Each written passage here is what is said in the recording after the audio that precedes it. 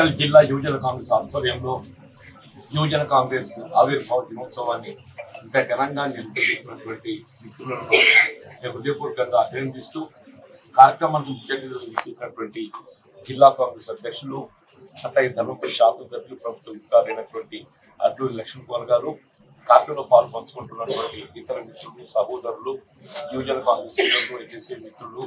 అందరికీ హృదయపూర్వకంగా నమస్కారం చెబుతూ, ఏ రాజకీయ పార్టీ అయినా బలోపేతానికి ఏదైతుందో యువజన విభాగం ప్రధానం అని చెప్పి చెప్పాలి తప్పనట్టు. దాని దృష్టిలో ఉంచుకొని ఆనాడు సంజయ్ గాంధీ గారు కాంగ్రెస్ పార్టీకి అనుబంధంగా యువజన కాంగ్రెస్ స్థాపించి మరి ఆనాడు ఆరంభించిన యువజన కాంగ్రెస్ ఈరోజు జాతీయ స్థాయిలో కాంగ్రెస్ పార్టీ నిలబెట్టడానికి దోహదపడుతుంది, కృషి చేస్తుందని చెప్పడం అనేది అత్యంత విషయంగా నేను భావిస్తున్నాను. గత దశాబ్ద కాలం తెలంగాణ రాష్ట్రం ఏర్పాటు ఉద్యమంలో చురుకుగా పాల్గొని రాష్ట్రం ఏర్పడ్డ తదుపరి గత దశాబ్ద కాలం రాష్ట్రంలో ఏ విధంగా మరి ఆనాటి టీఆర్ఎస్ఏ కానీ నిరంకుశ పాలనకు తెరదించే విధంగా రాష్ట్రంలో ఒక ప్రజాస్వామ్యమైన ఒక పాలన అధికారం రాబడే విధంగా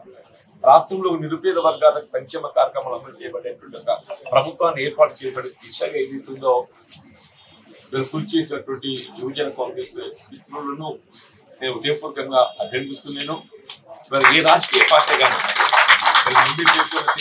యువజన కాంగ్రెస్ ప్రధానమని చెప్పి పేర్కొనడం జరిగిందో స్వర్గీయ రాజీవ్ గాంధీ గారు ఏదైతుందో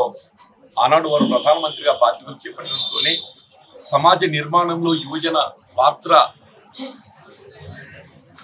పెంచబడే విధంగా అంతవరకు ఉన్నటువంటి 25 సంవత్సరాల ఓటు హక్కును ఏదైతుందో 18 సంవత్సరాలే కుదింపు చేయబడింది.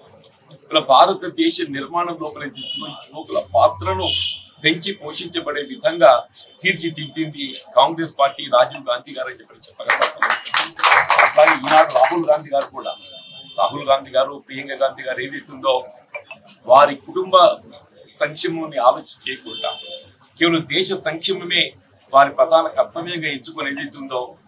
గత దశాబ్ద కాలం నుండి వారు ఏ విధంగా దేశంలో ప్రజాస్వామ్య పాలనను నిలబెట్టడానికి కృషి చేస్తుందో మనం గమనిస్తున్నాం. రాహుల్ గాంధీ గారు మరి కన్యాకుమారి నుండి చేపట్టినటువంటి ఒక పాదయాత్ర యావత్ భారత జాతిని మేల్కొల్పబడింది.